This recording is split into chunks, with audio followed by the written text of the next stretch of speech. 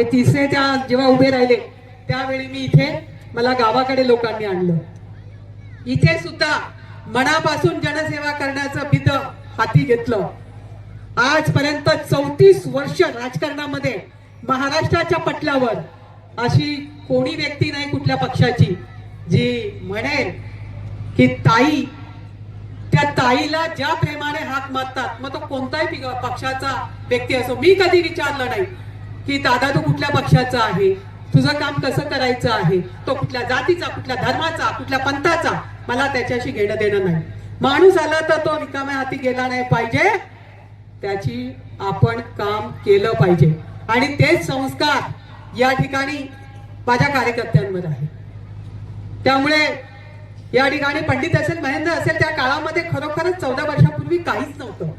ही लहान लहान लेकरं आपली कामं घेऊन यायची, आपल्या विभागातली कामं सांगायची. कौतुक आहे, मला अभिमान आहे त्यांच्याबद्दल, का असू नये. आणि लोकांसाठी त्यांची धडपड पाहिली.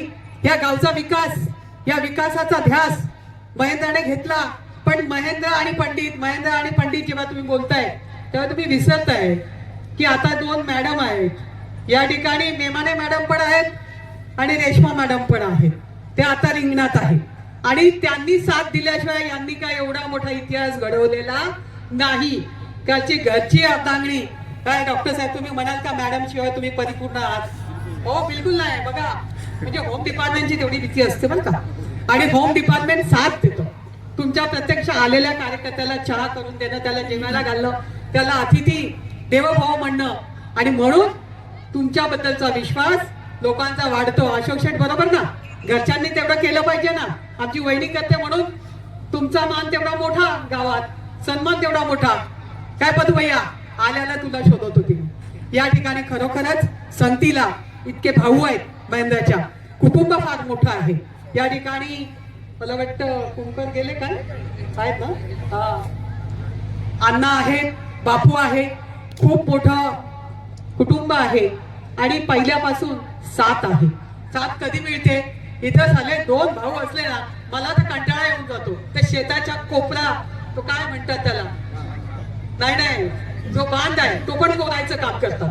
परंतु एवढं मोठं कुटुंब एकत्र पद्धतीमध्ये चांगल्या पद्धतीने या ठिकाणी आपण कधी यांच्या कार्यक्रमाला या, लग्नाला या, बारशाला कुठेही या, त्यावेळी पाहायला मिळतं की कशी एकत्र कुटुंब पद्धती असावी. तर ती त्यांच्याकडे बघून आपल्याला पाहायला आणि शिकायला मिळते. आणि म्हणून जो हे जगन्नाथाचा रथ आहे, राजकारण सोपं आहे आणि आता तर एकदम घाणेरडं झालंय ते. कारण वर जर पाहिलं तर आपल्यालाच वाटतं की त्यांना चाड राहिली नाही, आपण किती पाळायची. परंतु ज्याच्याकडे सत्य आहे त्याचा विजय ठरलेला आहे. आणि म्हणून तुम्ही दोघी काही काळजी करू नका. तुमचे दोघेही धनी तेवढे सक्षम आहे, ते तुम्हाला त्या ठिकाणी त्या खुर्चीवर बसवल्याशिवाय स्वस्थ बसणार नाही. मी आजच प्रदीप दादाशी बोलली की दादा लवकर, किती लेट होणार.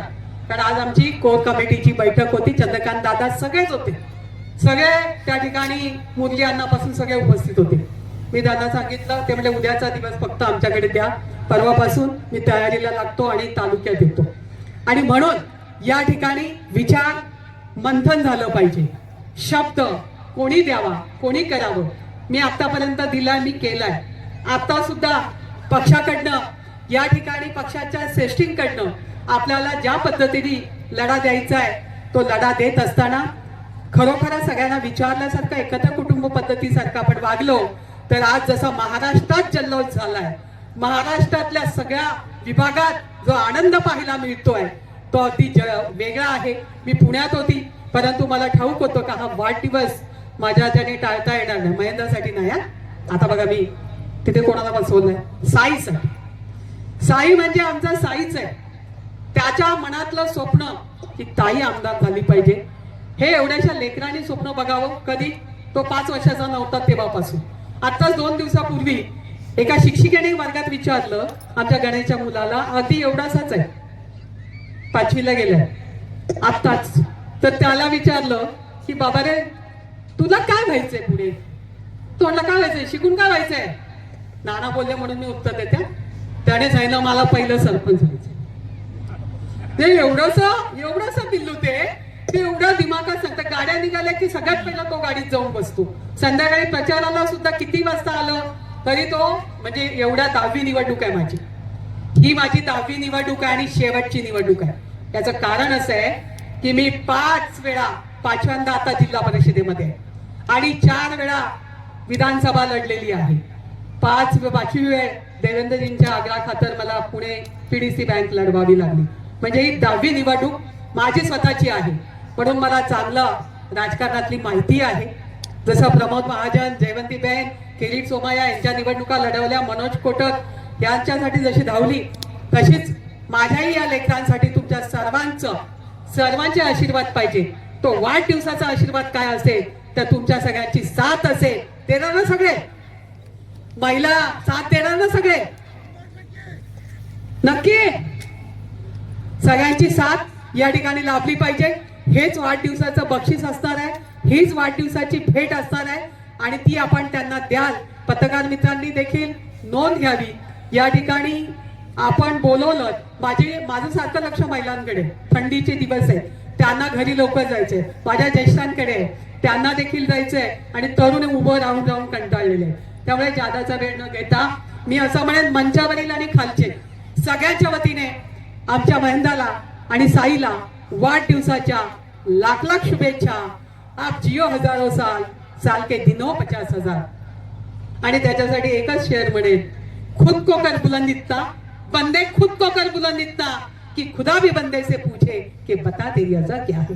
स्वतःला इतक्या उंचीवर ने का देवानेच विचारलं पाहिजे की बोल तुला काय पाहिजे. असा दिवस त्यांच्या जीवनात येऊ दे.